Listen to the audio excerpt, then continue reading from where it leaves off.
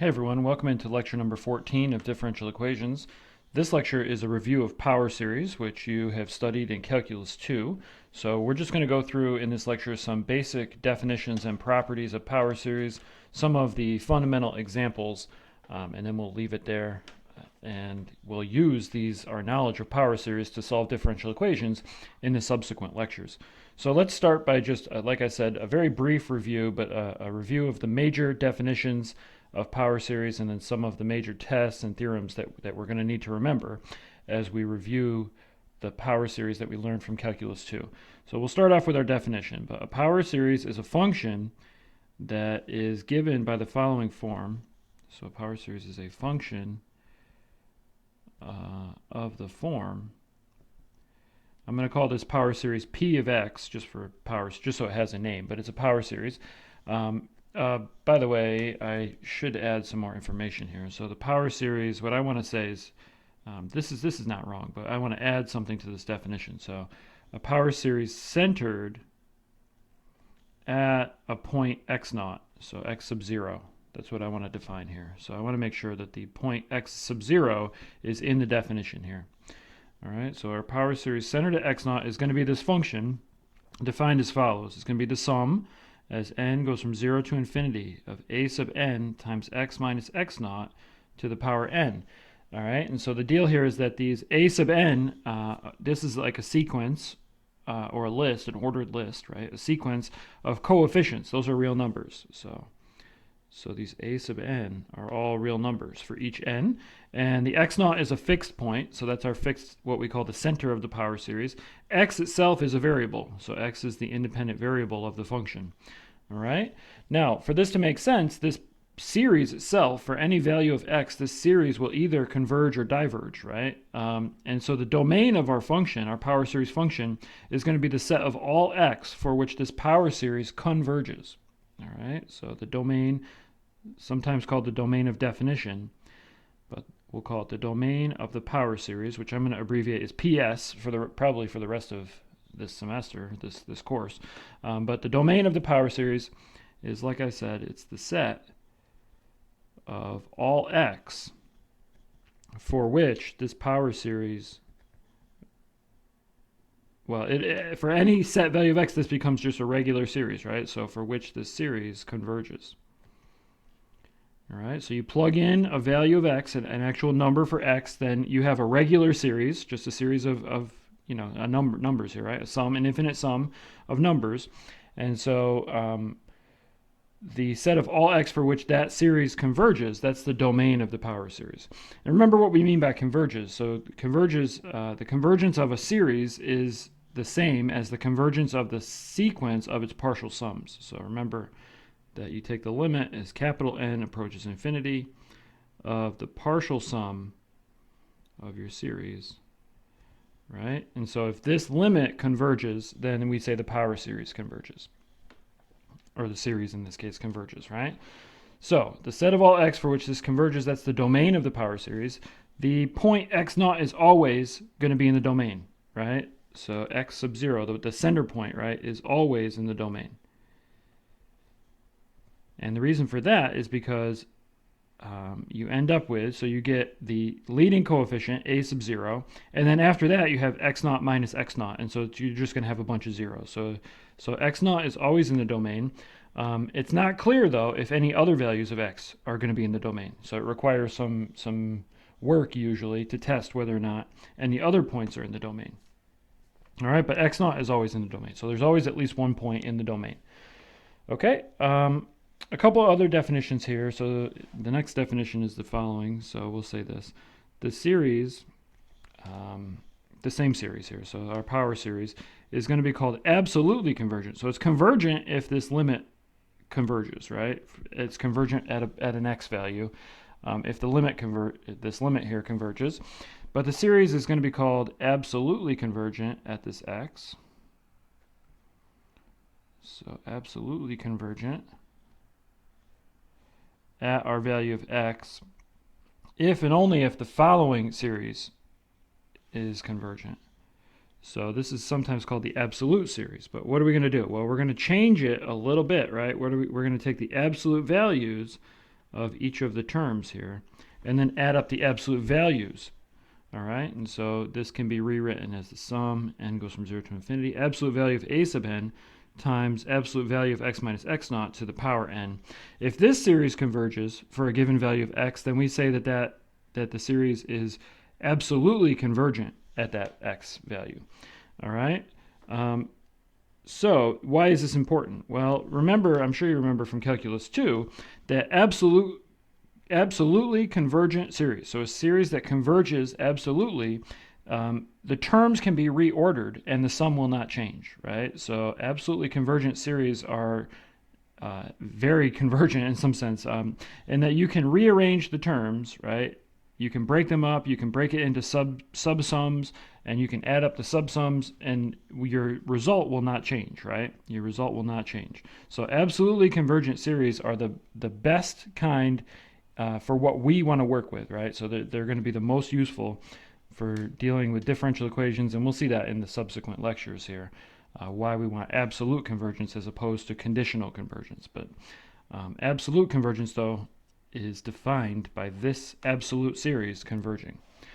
All right, now, like I said, it's not always clear what our domain of definition is going to be, right? Our domain where the x values that you can plug in to make this converge. So it's not always clear what those are going to be.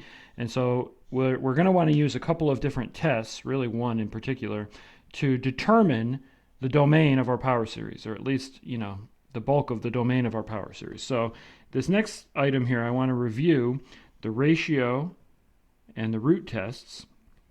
And really the ratio test is going to be the one that we're going to use the most. Okay? So I'm not going to write down every single detail of the theorems of how this works, but I am going to review the ratio test, and then we'll talk about the difference with the root test. But let's consider here a power series. So the ratio and root test apply to any series, right? Not just to power series, but we're going to do this for power series. So I'm going to frame this all in terms of our power series. But we want to consider our power series, P of x equals the sum, n goes from 0 to infinity, a sub n, x minus x naught to the power n. We want to know for what values of x does this converge, right? And not only that, but for what values is it absolutely convergent? So for what values of x is P of x absolutely convergent? This is the question that we want to try to answer. That's going to be the domain of our power series, right?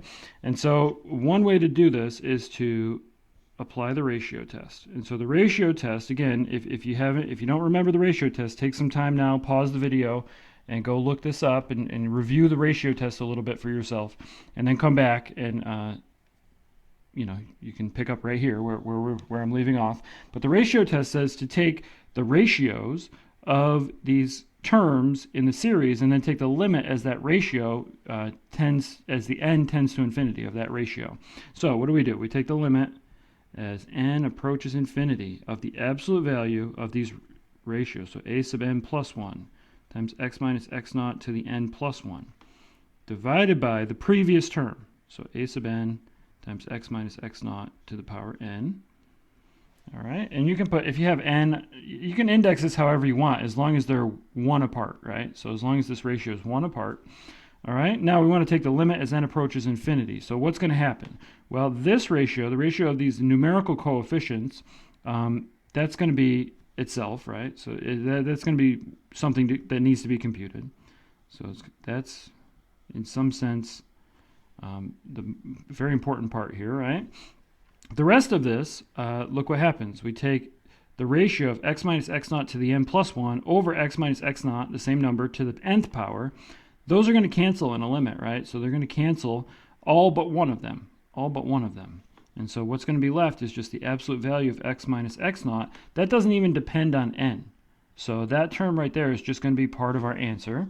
And the rest of this now, right, that part, if this converges to a limit, right, then that limit is we can call it L, right? So let's suppose that converges. That's going to give us L, some limit, whatever this is, times x minus x naught absolute value.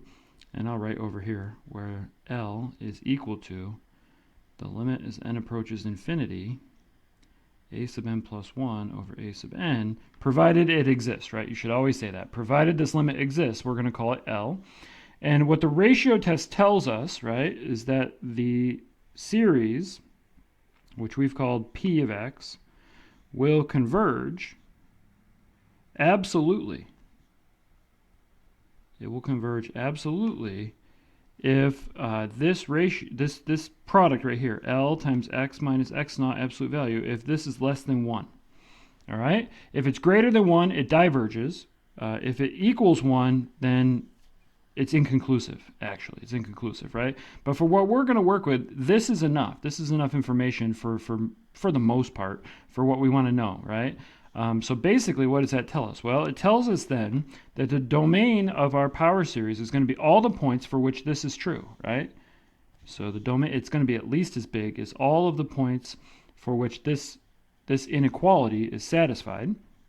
And so what we end up with, right, so the domain of P, this is the key here, is at least as large as the following. So it's at least going to be the absolute value of x minus x naught less than 1 over L. Okay? And so this 1 over L is usually called R, and then that R, it's called R because that R is called the radius of convergence. So 1 over L is equal to R is the radius of convergence of your power series.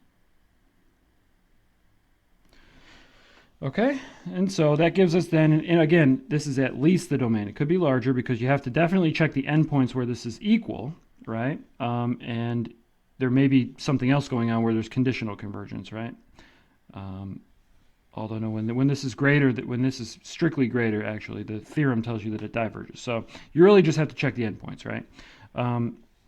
But our interval of convergence is then at least the following, right? It's negative 1 over L less than x minus x naught less than 1 over L. Again, you can replace that with R if you want, provided this L is not 0, right?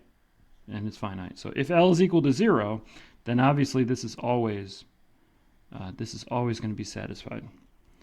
So if L equals 0, then we just say that R, this term, right, is equal to infinity. And so then you get the entire real line. All right, so that's just a crash course reminder of what the ratio test tells us and how we're going to use it in terms of our power series. What about the root test? Well, the root test is almost exactly the same. The root test says the following. So the root test, and everything else is going to be the same after what I write down here, but the root test tells us to take the limit as n approaches infinity of the nth root of the absolute value of a sub n x minus x naught to the power n. Whoops, I have that in the wrong spot. And then the absolute value here, right? And so what you end up with is the same kind of a deal here, where you take the nth root of the nth power, that's going to cancel, right? We'll be left with just the absolute value, and the rest of this is just the root test on the coefficient. So we end up with the limit as n approaches infinity, nth root of the absolute value of the nth term, right? Times then x minus x naught. That's it, right? And so this becomes your L. So this limit will become your L. And so this equals L, and then all of the conclusions are exactly the same. So the everything else about these tests coincides, right? So it's just a matter of how do you compute the L? Well, you take the nth root of the absolute value of the nth coefficient and go from there. Okay, but otherwise those are going to be the same. Now, of course, which test do you want to use, right? The test that's going to work the best is going to depend on the coefficients themselves, so the a sub n's. Sometimes it's going to be better to take a ratio. Honestly, usually for us, this is probably going to be the one that we go to, right? The ratio test. But sometimes the coefficients are in a form where the root test is actually better. And so in that case, you can always use the root test. You'll get the same conclusion from a different means. All right, so the next important theorem that we want to review is Taylor's theorem. So you guys probably remember, hopefully remember, Taylor and Maclaurin series from Calculus 2. So let's review what the Taylor's theorem kind of says here, but I'll just call this one Taylor polynomials or Taylor series. and then we'll just review what these Taylor series are. So let's say the following. So if f has, so f here is just any function. So if f has a power series representation, so a convergent, I should say, power series representation at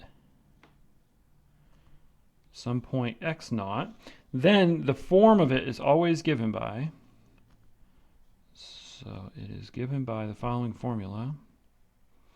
So it's given by f of x equals, same function, right? The same function. It's equal to the sum, so the series, n equals 0 to infinity, where the coefficients are given by the nth derivative at x naught divided by n factorial, and then the rest of it is just the same, x minus x naught to the power n. Okay, so this is called the Taylor series for f centered at x naught. Now, the one thing we have to be careful of is that the domain of the power series might not be the same as the domain of the function itself. So sometimes those domains do not coincide. All right, and so they're only equal on the domains where they overlap, right, where the domain is the same. Obviously, if the domains are not the same, then the functions are not going to be equal. So, but the point is that on some interval containing x naught, which could be just the point x naught, honestly, but usually on some interval containing x naught, this power series is going to coincide with the function, right? It's going to equal the function. All right. So a couple more things. So when x naught is equal to 0, so when we're working at the origin, these are sometimes called the Maclaurin series. So then the Taylor series is sometimes called the Maclaurin series for the function. So when you see the word Maclaurin in your studies, Maclaurin series, this just means that your center point is the origin. All right, so the Maclaurin here, this word will encode the fact that your x naught, your center point, is x naught equals 0. All right, the other thing is that if we take partial sums of this Taylor series, we end up with what are called the Taylor polynomials. So partial sums of the Taylor series are the Taylor polynomials. These are going to be the best fit polynomial functions, which are the best functions. We know that, like, they're the nicest functions in the universe, right? Best fit polynomials to the function f at the point, right? So at x naught.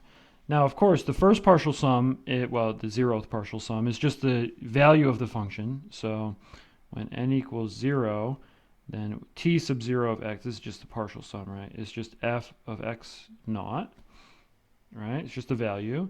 When n equals 1, what do you get? t1, the first order Taylor polynomial, well, that's going to be f of x naught plus f prime of x naught times x minus x naught. What's that? Well, that's the tangent line, right? That's the tangent line, the best fit linear function. Well, that's exactly what the tangent line is, right? When n equals 2, what do you get? Well, you get the best fit quadratic function. You get all this stuff, right? F of x naught plus f prime at x naught times x minus x naught. There's your tangent line. Plus the next one is going to be f double prime at x naught over 2 times x minus x naught squared. And then you can continue this on, indefinitely to get the best fit polynomial of whatever degree you want. It's just the partial sum of your Taylor series. It's going to be your Taylor polynomial. All right, so these are very important geometrically, and they're good approximations. So if we find series solutions and we can't write out the whole series, at least we'll know that we have a good polynomial approximation of our solution. And we'll talk about that again in future lectures when that idea arises, when we find a power series solution but we can't write the whole thing down for whatever reason. All right, so before we move on any further, we should remember some of the important Maclaurin series that we know of, right? So there are a whole bunch that we know, but I'm just going to write down the three most used series, okay? So these are going to be our important Taylor Maclaurin series. So these are Maclaurin, but I like to just remind us that it's still the Taylor series, right? So The ones that you definitely need to know by heart, memorized, right, are the Taylor-Maclaurin series, the Maclaurin series for e to the x. This one is the sum, and goes from 0 to infinity, of 1 over n factorial times x to the n. That's centered at the origin, so it's just x to the n. Okay, so that is the Maclaurin series for e to the x. All right, you need to know that one by heart. Okay, and then you can manipulate this in many ways because the radius of convergence is infinity for this one. So in other words, this works for all x values. This converges and it gives you the value of e to the x for all values of x. Okay, so that's what r equals infinity means. And this actually, all of them, I'm going to move this because for all of our examples, the radius, there's only 3 that I'm going to write down here, but the radius is infinity for all of them, and actually they all work for all complex numbers as well, not just real numbers, but complex numbers. All right, so the next one is going to be the Maclaurin series for cosine of x. So cosine of x is an alternating series, and cosine is an even function, right? So this one's going to be x, whoops, wrong spot. So this is -1 to the n, that makes it alternating, over 2n factorial times x to the power 2n. All right? So it's the even terms only, and they're alternating. That's the Maclaurin series for the cosine of x. And then probably you can guess now, the other one that we need to know for sure is the Maclaurin series for sine of x, and that's also going to be alternating. Sine is an odd function. It's only going to have the odd terms. So -1 to the n, 2n plus 1 factorial, x to the power 2n plus 1. All right, and so we talked about Euler's formula in a previous lecture when we were studying second order linear homogeneous differential equations with constant coefficients, right? We talked about, and when we got complex roots of our characteristic polynomial, we used something called Euler's formula. But now, if you use these power series, you can plug in, right? So if you swap out the x here in e to the x for an I times theta. So again, I said this works for complex numbers, right? If you swap out the x for an I times theta, plug your I times theta in here, and then very carefully work everything out, what you'll find is that you can separate the terms of this series into the ones that are multiplied by I and the ones that are not, right? And it's absolutely convergent. It's absolutely convergent for even all complex numbers, not all real numbers even, but even better, right? And what you can do is then rearrange this and write this as the first term, the first portion, which ends up being cosine of theta, plus the second portion, which is going to have an I that factors out, and then what's left are the odd terms, so I times sine of theta. And this is Euler's formula, right? So this is Euler's formula. And this can be very easily derived using power series as long as you remember all the details about the absolute convergence and etc., right? And you're just careful as you work it out. But that's one of the ways to prove that Euler's formula is indeed true. So that's Euler's formula. All right, so those are the most important Maclaurin series that we need to know. But we're going to have a whole bunch of other series that we need to work with. But before we do that, I have an example that I'd like to do. We've got all these trig functions now, right? So we've got sine and cosine. You guys might remember there's something called a cofunction identity between sine and cosine, and it says the following. There's many of them, but one of them says that cosine of x is the same as sine of pi over 2 minus x. Right, and then you can swap this as well. Sine of x is the same as pi over 2 minus, cosine of pi over 2 minus x. So the cofunction identities, though, say this. So what that means then is that we can do the following, right? So we have our series for cosine right here, but we also have the following. Just by this cofunction identity, our cosine of x on one hand is equal to this, right, the Maclaurin series. On the other hand, it's equal to the sine of pi over 2 minus x. And remember, the radius of convergence we said was infinity for all 3 of these Maclaurin series that we wrote down. So what we can do then is just plug in pi over 2 minus x into our power series for sine. And we can say, all right, this must be the sum, n goes from 0 to infinity, -1 to the n over 2n plus 1 factorial, and then plug in, right? So that's going to be pi over 2 minus x instead of x to the power 2m plus 1.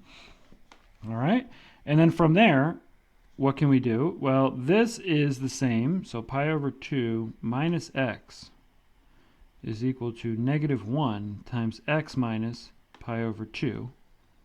Okay? And so we can take this out and we can factor out this -1 to the 2n plus 1. Well, that's going to be a -1 to the 2n. That's going to be even always, right? But the -1 to the plus 1, that's going to mean a -1 factors out entirely from this. And we can write this as the sum, and goes from 0 to infinity, of -1 to the n times another -1. So -1 to the n plus 1 over 2n plus 1 factorial times x minus pi over 2 to the 2n plus 1. So I changed the order. That's where the minus sign came from, right? All right. And so this then must be the Taylor series for cosine. So it's by this identity, these are equal functions, right? And just by using the power series for sine, we were able to write it like this. So this therefore must be the Maclaurin series, the Taylor series for cosine centered at pi over 2. Centered at pi over 2. Okay, and so it turns out that that's exactly right. And so if you work out all the details up here using the Taylor series formula, where you take the derivatives and carefully plug in, you're going to end up with the same thing. You're going to end up with exactly the same thing. Okay? So it's interesting the way that works out. But just by manipulating the power series and using a known identity from trigonometry, we can get that formula for the Taylor series for cosine that's centered at pi over 2. All right? But again, the radius of this is still going to be infinity. So, you know, why would you do this? Well, you would use this series instead of this series for cosine if you're working with points that are near pi over 2, closer to pi over 2 than they are to the origin. And if you need a real good accuracy, right? Real good accuracy. All right, so the last thing that we want to discuss, this is just a review, kind of like a guideline for what you guys should study. If you don't remember this stuff, you're going to go study and review your power series on your own. But this is just a guideline for what are the most important things to review as you go through. So obviously this course is differential equations, and we're going to use power series to try to solve differential equations, which means that we're going to have to be able to take derivatives of power series. So this is one of the most important things that we're going to need to do, and I'd like to do it in this lecture. So let's suppose that we have a power series, p of x, just a general one, given by this formula, and sum n goes from 0 to infinity of a sub n times x minus x naught to the power n.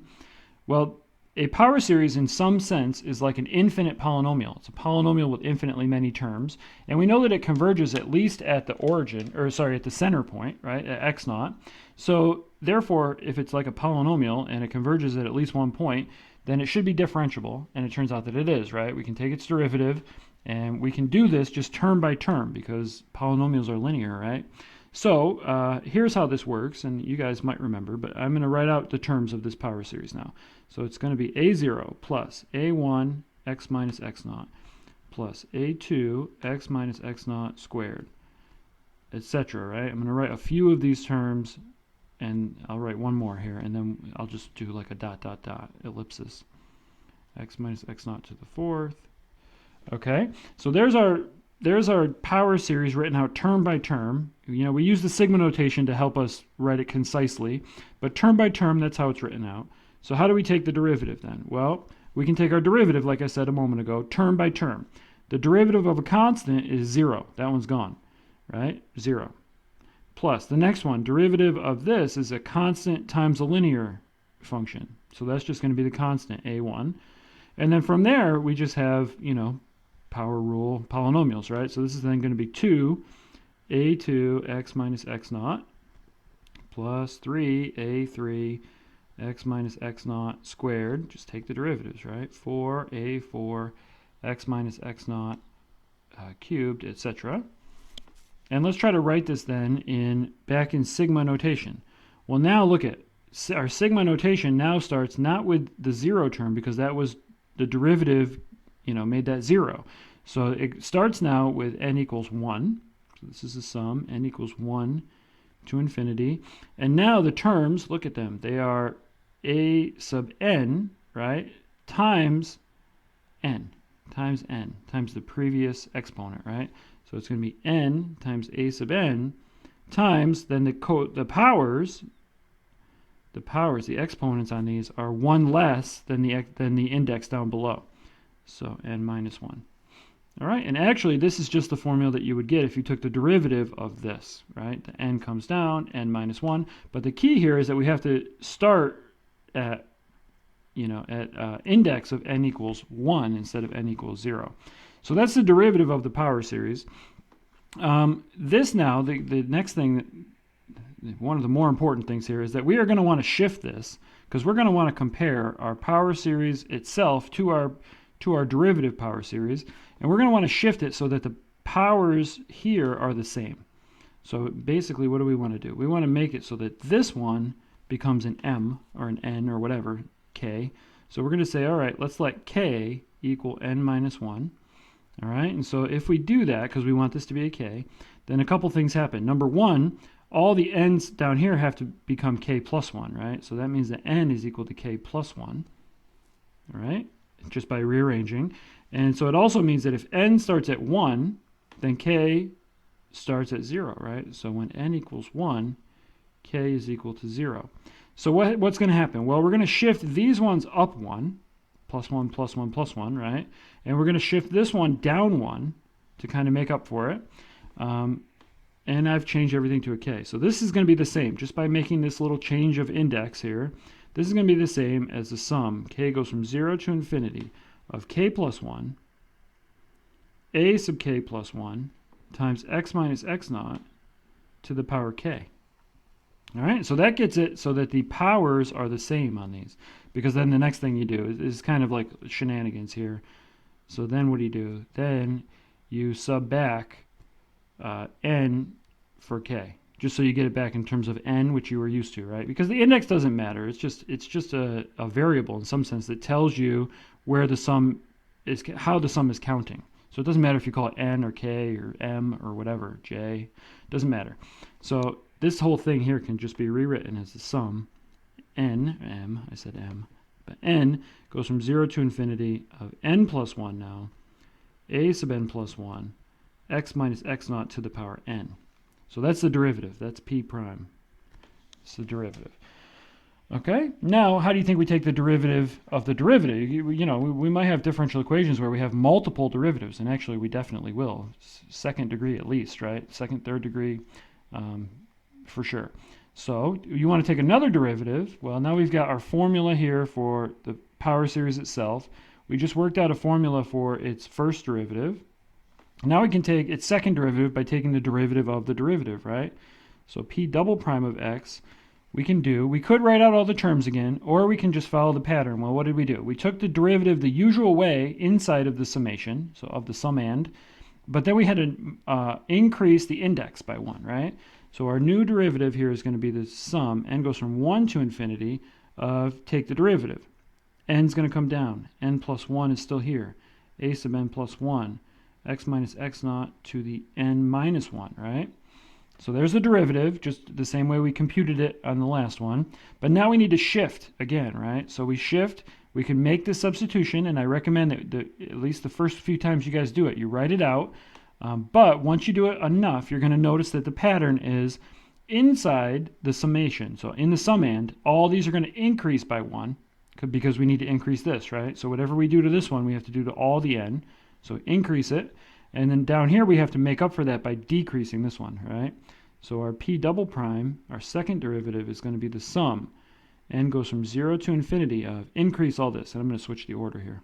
So this will become n plus 2 times n plus 1. I just switch the order, but add 1 to each. A sub n plus 2, x minus x naught to the power n. All right, and there's a formula for our second derivative. And then you can continue on with this process. Every time you do it, you're going to bring down another constant out in front here, right? Another term in terms of n, so another coefficient in some sense. You're going to leave this coefficient, and then, just basic normal derivative rule, right? But just very carefully, when you shift these, just be very careful to make sure that you're doing the right thing, right? And so again, if you need to, you write out the substitution, and then undo the substitution after you've done it. There's nothing wrong with that, right? But once you notice the pattern, it's always going to be increase the n inside the summand and decrease it outside. Okay? So, like I said, these derivatives are going to be very important because we are going to plug in these unknown power series into differential equations, and we're going to try to solve for these coefficients, these a sub n plus 1, a sub n plus 2. And so that's what we'll do in the next lecture, and then in the next few lectures that follow that. So I'm going to leave this one here. This is our introduction to power series, more like a review of power series, but introduction to using power series to solve differential equations. And I'll talk to you guys in the next one.